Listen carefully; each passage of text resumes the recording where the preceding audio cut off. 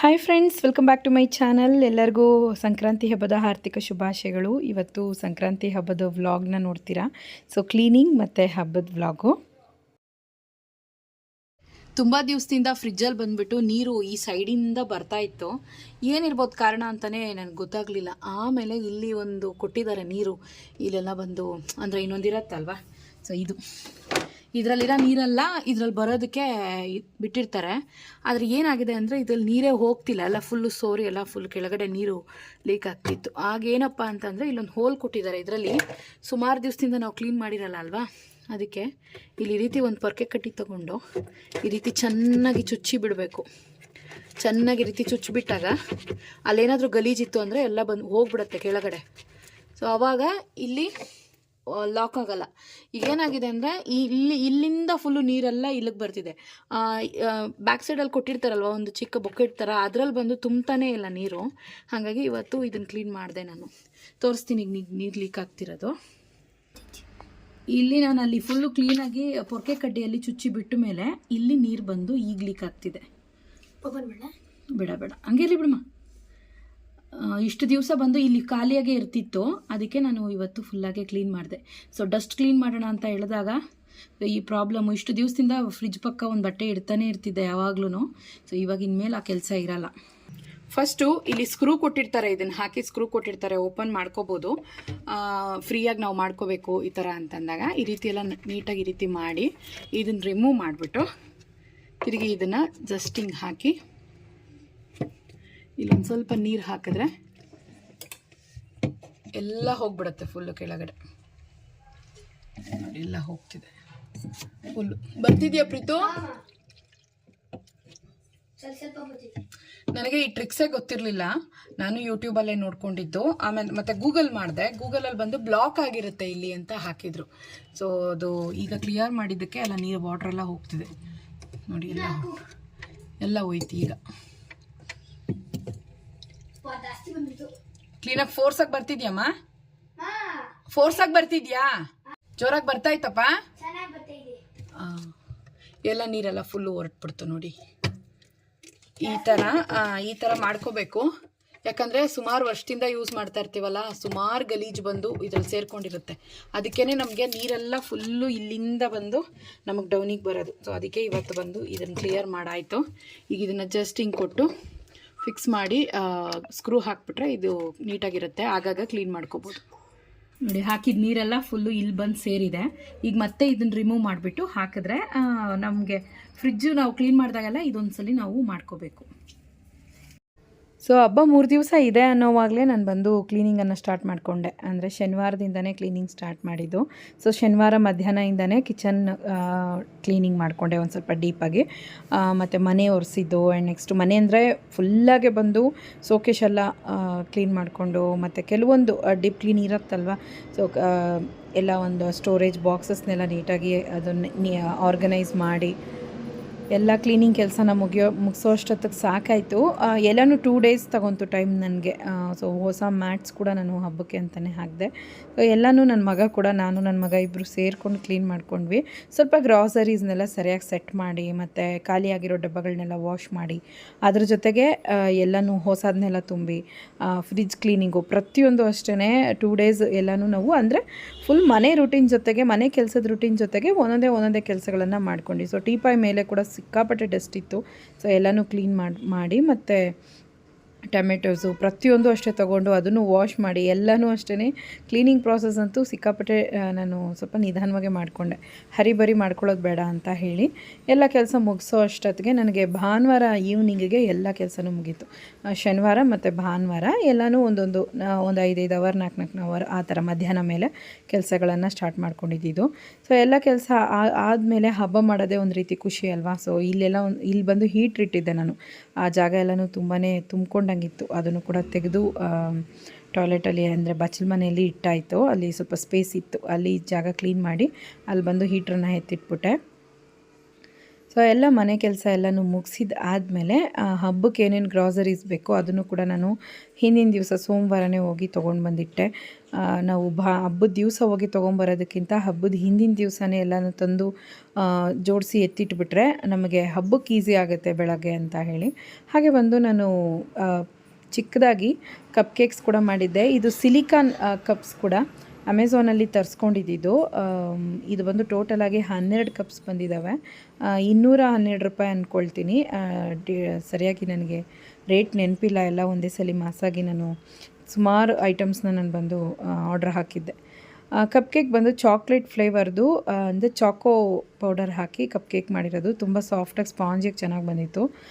ಇದೇ first time cup cake try ಮಾಡಿದ್ದು. ಅಲ್ಲಿ ಬಂದು ಅದರಲ್ಲಿ ಟಚ್ ಆಗೋದೇ ಇಲ್ಲ, ಅದು ಬಂದು ಮೆತ್ಕೊಳ್ಳೋದೇ ಇಲ್ಲ, ಅಷ್ಟು ಚೆನ್ನಾಗಿ ನೀಟಾಗಿ ಬರುತ್ತೆ. ನನಗೂ ಸಿಲಿಕಾನಲ್ಲಿ ನಾನು ಇದೇ ಫಸ್ಟ್ ಟೈಮ್ ಮಾಡಿದ್ದು. ಸರಿ OTG ಎಲ್ಲ ಮಾಡಿದ್ದೆ, ಚೆನ್ನಾಗಿ ಬಂದಿತ್ತು ಟೇಸ್ಟಿಯಾಗಿ. ಸಕ್ಕರೆ ಕಡಿಮೆ ಹಾಕಿ ಎಗ್ ಹಾಕಿ ಮಾಡಿದ್ದೆ. ನಾನು ಇದ್ರದ್ದು ವೀಡಿಯೋ ಇಟ್ಕೊಳ್ಳಿಲ್ಲ, ಜಸ್ಟು ಇದು ಮಾಡಿದ್ದು ಮಾತ್ರ ನಾನು ತೊಗೊಂಡೆ ಅಷ್ಟೇ ಕ್ಲಿಪ್ಸು.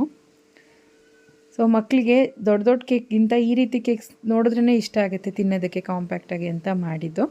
ಹಾಗೆ ಬಂದು ಇದು ಹಬ್ಬದ ದಿವಸ ಬೆಳಗ್ಗೆನೇ ಇದ್ದು ಸ್ವಲ್ಪ ಬೇಗ ಅಡುಗೆ ಮಾಡಿಬಿಡೋಣ ಅಂತ ಹಿಂದಿನ ದಿವಸನೇ ಅವರೆಕಾಯಿ ತೊಗೊಂಡಿದ್ದೆ. ಅದನ್ನೆಲ್ಲ ಸುಳಿದು ಅದನ್ನು ನೆನೆಸಿ ಎಲ್ಲ ಇತ್ಕಿದ್ದು ಅವರೆಬೇಳೆ ಮಾಡೋಣ ಅಂತ ಎಲ್ಲನೂ ಸಂಜೆನೇ ರೆಡಿ ಮಾಡಿ ಇಟ್ಕೊಂಡಿದ್ದೆ. ಬೇಗ ನೆನಿಬೇಕು ಕಾಳುಗಳು ಅಂತಂದರೆ ಒಂದು ಸ್ವಲ್ಪ ಬಿಸಿನೀರಲ್ಲಿ ನೆನೆಸಿದ್ರೆ ಚೆನ್ನಾಗಿ ಬೇಗ 1 ಅವರ್ಗೆಲ್ಲ ನೆಂತ್ಕೊಂಡ್ಬಿಡುತ್ತೆ. ನಾವು ಆರಾಮಾಗಿ ಸಿಪ್ಪೆನೆಲ್ಲ ರಿಮೂವ್ ಮಾಡ್ಕೋಬೋದು. ತಣ್ಣೀರಿಗಿಂತ ಬಿಸಿನೀರಲ್ಲಿ ನೆನೆಸಿ ನೋಡಿ, ಜಾಸ್ತಿ ಬಿಸಿ ಅಲ್ಲ, ಒಂದೊಳ್ಳೆ ಬಿಸಿಯಲ್ಲಿ ಹಾಕಿ ನೆನೆಸಿ ನೋಡಿ, ಬೇಗನೆ ತಟ್ಟೆ ಮುಚ್ಚಿಬಿಟ್ರೆ ಬೇಗ ನೆಂತ್ಕೊಳ್ಳುತ್ತೆ. ಸೊ ಈವ್ನಿಂಗ್ ನಾನು ಬಂದು 6 ಗಂಟೆಯಿಂದ 7 ಗಂಟೆವರೆಗೂ ಬಿಡಿಸಿ ಆಮೇಲೆ ಅದನ್ನೊಂದು 1/2 ಅವರ್ 3/4 ಅವರ್ ಏನೋ ನೆನೆಸಿದ್ದೆ ಅಷ್ಟೇ. ಸೊ ಬೇಗನೆ ನೆಂದೋಗಿತ್ತು. ಎಲ್ಲನೂ ಸುಳಿದು ಅದರದ್ದು ಸಿಪ್ಪೆ ಎಲ್ಲ ರಿಮೂವ್ ಮಾಡಿ ಫ್ರಿಜ್ಜಲ್ಲಿ ಎತ್ತಿಟ್ಟು ಬೆಳಗ್ಗೆನೇ 8 ಗಂಟೆಗೆಲ್ಲನೂ ಅಡುಗೆ ಸ್ಟಾರ್ಟ್ ಮಾಡಿಬಿಟ್ಟೆ. ಬೆಳಗ್ಗೆನೇ ಇತ್ತಕ್ಬೇಳೆ ಸಾಂಬಾರು ಮತ್ತು ಮುದ್ದೆ, ಪೊಂಗಲು ಕೂಡ ಮಾಡಿದ್ದೆ ನಾನು. ಖಾರದ ಪೊಂಗಲು, ಸಿಹಿ ಪೊಂಗಲು. ಆ್ಯಂಡ್ ನೆಕ್ಸ್ಟ್ ಬಂದು ಉದ್ದಿನ ವಡೆಗೆ ಮಧ್ಯಾಹ್ನ ಮಾಡ್ಕೊಳ್ಳೋಣ ಅಂತ ಉದ್ದಿನ ವಡೆಗೂ ಮತ್ತು ಹೆಸರು ಬೇಳೆಗೂ ನೆನೆಸಿಟ್ಟಿದ್ದೀನಿ. ಈಗ ಸದ್ಯಕ್ಕೆ ಇದ್ಕಿದ್ದು ಅವರೆಬೇಳೆ ಸಾಂಬಾರು, ಮುದ್ದೆ, ರೈಸು ಮತ್ತು ಖಾರದ ಪೊಂಗಲು, ಸಿಹಿ ಪೊಂಗಲು, ಕಡಲೆಕಾಯಿ ಮತ್ತು ಗೆಣಸು. ಸೊ ಇಷ್ಟನ್ನು ಕುಕ್ ಮಾಡಿ ಇಟ್ಕೊಂಡಿದ್ದೀನಿ. ಎಲ್ಲ ಬೇಗನೆ ಇವತ್ತು 10:30ಗೆಲ್ಲನೂ ಹಬ್ಬದ ದಿವಸ 10:30 ಅಷ್ಟೊತ್ತಿಗೆ ಅಡುಗೆ ಟಿಫನು ಎಲ್ಲನೂ ಮುಗಿದಿತ್ತು. ಸೊ ಬೇಗ ಎಲ್ಲನೂ ಪ್ರಿಪ್ರೇಷನ್ ಮಾಡಿಕೊಂಡ್ರೆ ಈಸಿಯಾಗುತ್ತೆ. ಸೊ ನಾನು ಬಂದು 2 ಡೇಸ್ ಬಿಫೋರೇ ಕ್ಲೀನಿಂಗು ಮತ್ತು ಈ ರೀತಿ ಗ್ರಾಸರೀಸು ಮತ್ತು ತರಕಾರಿ ಪ್ರತಿಯೊಂದು ಸೆಟ್ ಮಾಡಿ ಇಟ್ಕೊಂಡಿದ್ದಕ್ಕೆ ನನಗೆ ಬಂದು ಹಬ್ಬದ ದಿವಸ ಜಾಸ್ತಿ ಹರಿಬರಿ ಅನಿಸಿಲ್ಲ.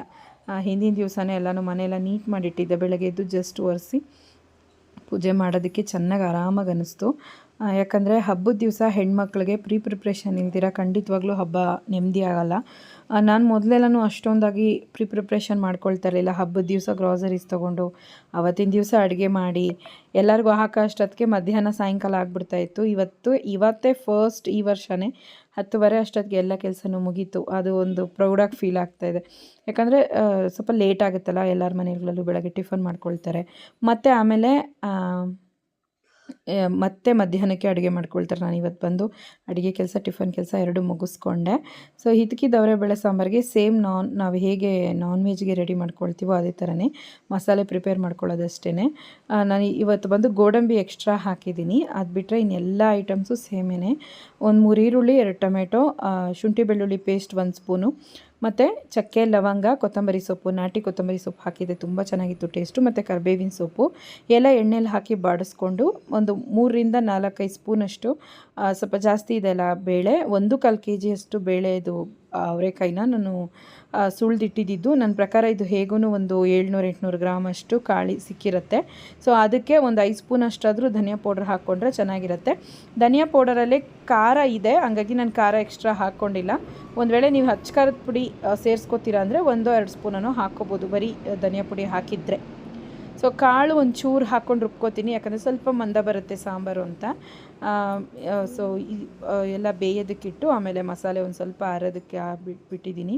ಈಗ ಬಂದು ಪೊಂಗಲ್ಗೆ, ಸಿಹಿ ಪೊಂಗಲ್, ಖಾರದ ಪೊಂಗಲ್ಗೆ ಒಟ್ಟಿಗೆ ಕುಕ್ ಮಾಡ್ಕೊಳ್ತಾ ಇದ್ದೀನಿ. ಹೆಸರು ಬೇಳೆ ಒಂದು 150 ಗ್ರಾಮ್ ಅಷ್ಟು, ಮತ್ತು ಒಂದು ಅರ್ಧ kg ಗಿಂತ ಕಡಿಮೆ ಅಷ್ಟು, ಒಂದು 400 ಗ್ರಾಮ್ ಅಷ್ಟು ಅಕ್ಕಿ ಹಾಕಿ ಒಂದು ಸ್ವಲ್ಪ ಉಪ್ಪು ಹಾಕಿ ಒಂದು 4 ವಿಷಿಲ್ ಹೊಡೆಸ್ಕೊಂಡ್ರೆ ಅದು ಚೆನ್ನಾಗಿ ಬೆಂದ್ಕೊಳ್ಳುತ್ತೆ. ನೀರು ಒಂದು ಭಾಗ ಜಾಸ್ತಿನೇ ಹಾಕಬೇಕು. ಆಮೇಲೆ ಬಂದು ಈಗ ರುಬ್ಬಿಟ್ಟಿರೋಂಥ ಮಸಾಲೆನ ಹಾಕಿ ಉಪ್ಪು ಖಾರ ನೋಡಿಕೊಂಡು ಆಲೂಗಡ್ಡೆ ಹಾಕಿದ್ದೀನಿ ತರಕಾರಿ. ಲಾಸ್ಟಲ್ಲಿ ಒಂದು 2 ಬದನೆಕಾಯಿ ಹಚ್ಚಾಕಿದ್ರೆ ಸಾಂಬಾರು ರೆಡಿಯಾಗುತ್ತೆ. ಸೂಪರಾಗಿತ್ತು. ಸಾರು ಮಾತ್ರ ಸಿಕ್ಕಾಪಟ್ಟೆ ಚೆನ್ನಾಗಿ ಟೇಸ್ಟಿಯಾಗಿತ್ತು, ಸ್ಪೈಸಿಯಾಗಿ. ಕಾಳು ಸ್ವಲ್ಪ ದಪ್ಪ ಇದ್ದಿದ್ದರಿಂದ ಸಾರು ಇನ್ನೂ ಚೆನ್ನಾಗೇ ಬಂದಿತ್ತು.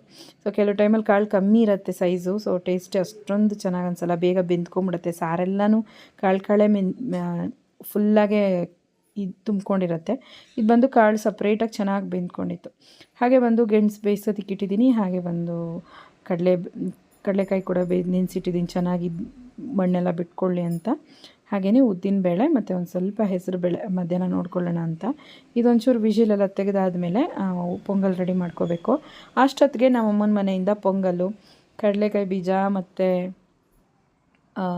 ಉಪ್ಪಿಟ್ಟು ಎಲ್ಲನೂ ನಮ್ಮಮ್ಮ ಕೊಟ್ಟು ಕಳಿಸಿದ್ರು.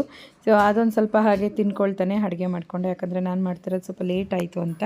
ಹಾಗೆ ತಿನ್ಕೊಂಡು ಒಂಚೂರು ಪೊಂಗಲ್ ಕೂಡ ಟೇಸ್ಟ್ ಮಾಡಿದೆ, ಚೆನ್ನಾಗಿ ಮಾಡಿದರು ನಮ್ಮಮ್ಮ. ಸೊ ಇದನ್ನು ಹಾಗೆ ತಿನ್ಕೊಂಡು ಖಾರದ ಪೊಂಗಲ್ಗೆ ರೆಡಿ ಮಾಡ್ಕೊಳ್ತಾ ಇದ್ದೀನಿ. ಖಾರದ ಪೊಂಗಲ್ಗೆ ಒಂದು ಸ್ವಲ್ಪ ತುಪ್ಪ ಬಿಟ್ಕೊಂಡು ಅದ್ರ ಜೊತೆಗೆ ಒಂದು ಸ್ವಲ್ಪ ಗೋಡಂಬಿ, ಸಾಸಿವೆ, ಜೀರಿಗೆ, ಉದ್ದಿನಬೇಳೆ, ಕಡಲೆಬೇಳೆ ಹಾಕಿ ಅದನ್ನು ಒಂದು ಸ್ವಲ್ಪ ಕರಿಬೇವಿನ ಸೊಪ್ಪು ಹಾಕಿ ರುಬ್ಬೋದಕ್ಕೆ ಬಂದು ಒಂದು ಸ್ವಲ್ಪ ಜಾಸ್ತಿನೇ ಕೊಬ್ಬರಿ ಮತ್ತು ಒಂದು ಸ್ವಲ್ಪ ಶುಂಠಿ ಬೆಳ್ಳುಳ್ಳಿ ಪೇಸ್ಟೇ ಹಾಕ್ಕೊಂಡಿದ್ದೀನಿ. ನೀವು ಶುಂಠಿ ಹಾಕ್ಕೊಳ್ಳೋಗಿದ್ರೆ ಒಂದು ಚಿಕ್ಕ ತುಂಡಷ್ಟು ಅರ್ಧ ಇಂಚಷ್ಟು ಶುಂಠಿ, ಒಂದು 4 ಎಸಲಷ್ಟು ಬೆಳ್ಳುಳ್ಳಿ ಹಾಕಿ ರುಬ್ಕೊಳ್ಳಿ. ಟೇಸ್ಟ್ ತುಂಬ ಚೆನ್ನಾಗಿರುತ್ತೆ. ಶುಂಠಿ ಬೆಳ್ಳುಳ್ಳಿ ಪೇಸ್ಟ್ ಹಾಕಿ ನೋಡಿ ಪೊಂಗಲ್ಗೆ, ಟೇಸ್ಟು ತುಂಬಾ ಡಿಫ್ರೆಂಟಾಗಿರುತ್ತೆ. ಕೆಲವ್ರ ಮನೆಗಳಲ್ಲಿ ಶುಂಠಿ ಬೆಳ್ಳುಳ್ಳಿ ಪೇಸ್ಟು ಹಾಕಲ್ಲ, ಕೊಬ್ಬರಿನೂ ಹಾಕಲ್ಲ, ಜಸ್ಟ್ ಈ ಥರ ಒಗ್ಗರಣೆ ಕೊಡ್ತಾರೆ. ನಾನು ಆ ಥರ ಮಾಡಲ್ಲ. ಮತ್ತು ಬಂದು ಮೆಣಸನ್ನು ಹಾಗಾಗಿ ಹಾಕ್ತಾರೆ ಓಲಾಗಿ, ಅದನ್ನು ಯಾರು ತಿನ್ನಲ್ಲ, ಪಕ್ಕಕ್ಕೆ ಎತ್ತಿಡ್ತಾರೆ. ಸೊ ಆ ತಪ್ಪು ನಾನು ಮಾಡೋದಕ್ಕೆ ಹೋಗಲ್ಲ ಯಾವತ್ತೂ ಅಷ್ಟೇ. ಲಾಸ್ಟಲ್ಲಿ ಪೆಪ್ಪರ್ ಪೌಡ್ರನ್ನು ಲೈಟಾಗಿ ಹಾಕೋತೀನಿ ಖಾರಕ್ಕೆ, ಮತ್ತು ಹಸಿಮೆಣಸಿನ್ಕಾಯಿ ಇವೆಲ್ಲ ನಾನು ಹಾಕಲ್ಲ. ಸೊ ಮಕ್ಕಳಿಗೆ ಬಂದು ತಿನ್ನೋದಕ್ಕೆ ಹಿಂಸೆ ಅನಿಸ್ಬಾರ್ದು ಅನ್ನೋ ಕಾರಣಕ್ಕೆ ಜಸ್ಟ್ ಒಂದು ಅರ್ಧ ಸ್ಪೂನ್ ಪೌಡ್ರ್ ಬಂದು ನಾನು ಮೆಣಸಿನ ಪುಡಿನ ಪೆಪ್ಪರ್ ಪೌಡ್ರನ್ನ ಹಾಕ್ಕೊಂಡಿದ್ದೀನಿ. ಹಾಗಾಗಿ ಟೇಸ್ಟ್ ಬಂದು ತುಂಬ ಚೆನ್ನಾಗಿ, ಶುಂಠಿ ಬೆಳ್ಳುಳ್ಳಿ ಪೇಸ್ಟ್ ಹಾಕಿರೋದಕ್ಕೆ ಡಿಫ್ರೆಂಟಾಗಿ, ಕೊಬ್ಬರಿ ಹಾಕಿರೋದಕ್ಕೆ ಒಂದು ಒಳ್ಳೆಯ ಟೇಸ್ಟ್ ಬಂದಿತ್ತು. ಒಗ್ಗರಣೆ ಬಂದು ತುಪ್ಪದಲ್ಲೇ ಮಾಡ್ಕೋಬೇಕು, ಅವಾಗೆ ಚೆನ್ನಾಗಿರೋದು. ಲಾಸ್ಟಲ್ಲಿ ಬಂದು ಒಂದು ಸ್ವಲ್ಪ ಕೊತ್ತಂಬರಿ ಸೊಪ್ಪು ಹಾಕಿ ಉಪ್ಪು ಖಾರ ನೋಡಿಕೊಂಡು ತಟ್ಟೆ ಮುಚ್ಕೊಂಡು ಒಂದು 5 ನಿಮಿಷ ಬೇಯಿಸ್ಕೊಂಡ್ರೆ ಸಾಕು. ಒಂದು ಒಳ್ಳೆ ಪೊಂಗಲ್, ಖಾರದ ಪೊಂಗಲು. ಇದು ಪೊಂಗಲ್ಗೆ ಬಂದು ಚಟ್ನಿನೂ ಚೆನ್ನಾಗಿರುತ್ತೆ. ಇದ್ಕಿದ್ದವರೆ ಬೇಳೆ ಸಾಂಬಾರು ಮಾಡಿದ್ದೀರಾ ಅಂತಂದರೆ ಅದೂ ಚೆನ್ನಾಗಿರುತ್ತೆ. ಟ್ರೈ ಮಾಡಿ ನೋಡಿ ಈ ಮೆಥಡಲ್ಲಿ. ಸ್ವಲ್ಪ ಬೇಳೆ ಜಾಸ್ತಿ ಹಾಕಿ ಬೇಯಿಸ್ಕೊಂಡ್ರೆ ಇನ್ನೂ ಚೆನ್ನಾಗಿರುತ್ತೆ. ಹೆಸರು ಬೇಳೆ ಇನ್ನೊಂದು ಚೂರು ಹಾಕ್ಕೊಂಡು ಬೇಯಿಸ್ಕೊಂಡ್ರೆ ಟೇಸ್ಟ್ ಬಂದು ಚೆನ್ನಾಗಿರುತ್ತೆ. ಸೊ ಇದ್ರ ಜೊತೆಗೆ ಇದ್ರ ಮೇಲೆ 1 ಸ್ಪೂನಷ್ಟು ತುಪ್ಪ ಹಾಕಿ ತಿನ್ನೋದಕ್ಕೆ ಹಾಕ್ಕೊಂಡೆ. ಹಾಗೆ ಒಂದು ಸಿಹಿ ಪೊಂಗಲು ಕೂಡ ರೆಡಿ ಆಯಿತು. ಸಿಹಿ ಪೊಂಗಲ್ಗೆ ಬೆಲ್ಲ ಹಾಕಿಲ್ಲ ನಾನು, ನಾಟಿ ಸಕ್ಕರೆ ಹಾಕ್ಕೊಂಡಿದ್ದೀನಿ. ಮತ್ತು ತುಪ್ಪದಲ್ಲಿ ಕರೆದಿರುವಂತಹ ಗೋಡಂಬಿನ ಹಾಕ್ಕೊಂಡಿದ್ದೀನಿ. ಸ್ವಲ್ಪ ಜಾಸ್ತಿನೇ ನಾನು ಏಲಕ್ಕಿ ಹಾಕಿ ಕುಟ್ಟೆ ಹಾಕಿದ್ದೀನಿ. ಸ್ವಲ್ಪ ಕೊಬ್ಬರಿ ಮಿಕ್ಸ್ ಮಾಡಿ ಒಂದು 10 ನಿಮಿಷ ಕುದಿಸಿದ್ದೀನಿ. ಸೂಪರಾಗಿತ್ತು ಪೊಂಗಲ್ಲು. ಸೊ ಎಲ್ಲನೂ ಆಯಿತು. ಹಬ್ಬಕ್ಕೆಲ್ಲ ಅಡುಗೆ ರೆಡಿ ಆಯಿತು. ಆಮೇಲೆ ಬಂದು ಪೂಜೆ ಕೂಡ ಮಾಡ್ಕೊಂಬಿಟ್ಟೆ. 11:30ಗೆ ಸ್ಟಾರ್ಟ್ ಮಾಡಿಕೊಂಡೆ ಪೂಜೆ, 12 ಗಂಟೆ ಒಳಗಡೆ ಮುಗಿಸ್ಕೊಂಡೆ. ಸೊ 12 ಗಂಟೆ ಮೇಲೆ ಮಾಡೋದಕ್ಕೆ ಒಂಥರ, ಸೊ ಅದಕ್ಕೆ ಬೇಗ ಮಾಡ್ಕೊಂಬಿಡೋಣ ಬೆಳಗ್ಗೆ ಅಂತ. ಸೊ ಬೇಗನೆ ಪೂಜೆ ಕೆಲಸ ಕೂಡ ಮುಗೀತು. ಹೊಸ್ಲಿಗೆಲ್ಲ ಅರಿಶಿನ ಕುಂಕುಮ ಎಲ್ಲ ಇಟ್ಟು ತುಳಸಿಗೂ ಪೂಜೆ ಮಾಡಿ ಟೋಟಲಾಗಿ ಪೂಜೆನೂ ಮುಗಿಸಿದ್ದಾಯಿತು. ಸ್ವಲ್ಪ ಹಬ್ಬದ ದಿವಸ ಬೇಗ ಪೂಜೆ ಮುಗಿಸಿ ಅಡುಗೆ ಕೆಲಸನೂ ಮುಗಿಸಿದ್ರೆ ಎಷ್ಟೋ ಮನಸ್ಸಿಗೆ ಸಮಾಧಾನ ಮತ್ತು ಸ್ವಲ್ಪ ಆರಾಮ್ ಕೂಡ ಸಿಗುತ್ತೆ, ರೆಸ್ಟ್ ಕೂಡ ಸಿಗುತ್ತೆ. ಹಾಗೆ ನಮ್ಮ ಮನೆಯವರು ಕೂಡ ನನಗೆ ಸ್ಫಟಿಕದ ಹೂವು ತಂದಿದ್ದರು. ನನಗೆ ಈ ಕಲರ್ ಹೂವು ಅಂದರೆ ತುಂಬ ಇಷ್ಟ. ಚಿಕ್ಕ ವಯಸ್ಸಲ್ಲಿ ನಮ್ಮ ಊರುಗಳಲ್ಲಿ ಎಲ್ಲಂದ್ರಲ್ಲೇ ಇದು ಸಿಗ್ತಾಯಿತ್ತು, ಸ್ಫಟಿಕದ ಗಿಡ ಅದರಲ್ಲಿ ಹೂವು ಸಿಗ್ತಾಯಿತ್ತು. ಸೊ ಅದನ್ನೆಲ್ಲ ನಾನು ಕಟ್ಕೊಳ್ತಾ ಇದ್ದೆ, ಅದೆಲ್ಲ ನೆನಪಾಗ್ತಿತ್ತು. ಸೊ ನಮ್ಮ ಮನೆಯವ್ರಿಗೊಂದು ಸತಿ ಹೇಳಿದ್ದೆ, ಅದನ್ನು ಹಾಗೆ ತಂದಿದ್ದರು. ಸೊ ಹಾಗೆ ಕಬ್ಬು, ಎಲ್ಲರ ಮನೇಲೂ ಕಬ್ಬನ್ನ ನೀವು ಸೌದೆ ಸವಿತೀರಾ. ಸೊ ಎಲ್ಲರ ಮನೇಲೂ ಹ್ಯಾಪಿಯಾಗಿ ಸೆಲೆಬ್ರೇಟ್ ಮಾಡಿ ಸಂಕ್ರಾಂತಿಯನ್ನು. ಆದಷ್ಟು ಸ್ವೀಟ್ಸ್ ತಿನ್ನಿ, ಬೇಡ ಅಂದಿಲ್ಲ. ಒಂಚೂರು ಸ್ವೀಟ್ ಕಡಿಮೆ ಮಾಡ್ಕೊಳ್ಳಿ ಅಡುಗೆಯಲ್ಲಿ, ಜಾಸ್ತಿ ಸ್ವೀಟ್ಸ್ ಹಾಕೋದು ಬೇಡ. ಆದಷ್ಟು ಹೆಲ್ತ್ ಕಡೆನೂ ಗಮನ ಕೊಡೋಣ. ಹಬ್ಬ ಎಷ್ಟು ಮುಖ್ಯನೋ ಹಾಗೆ ನಮ್ಮ ಹೆಲ್ತ್ ಕೂಡ ಅಷ್ಟೇ ಮುಖ್ಯ.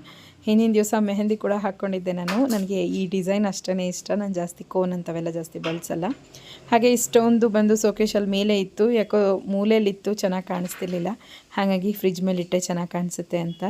ಓಕೆ ಫ್ರೆಂಡ್ಸ್, ಇವತ್ತಿನ ವಿಡಿಯೋ ನಿಮ್ಗೆ ಏನು ಅನ್ನಿಸ್ತು ಅಂತ ಕಮೆಂಟ್ ಮಾಡಿ. ಹಬ್ಬದ ಬ್ಲಾಗ್ ಬೇಗನೆ ಅಪ್ಲೋಡ್ ಮಾಡಿದ್ದೀನಿ. ಎಲ್ಲರಿಗೂ ಒನ್ಸ್ ಅಗೇನ್ ಹ್ಯಾಪಿ ಸಂಕ್ರಾಂತಿ. ದೇವರೆಲ್ಲರಿಗೂ ನಿಮಗೆ ಆಶೀರ್ವಾದ ಮಾಡಲಿ. ಟೇಕ್ ಕೇರ್, ಬಾಯ್.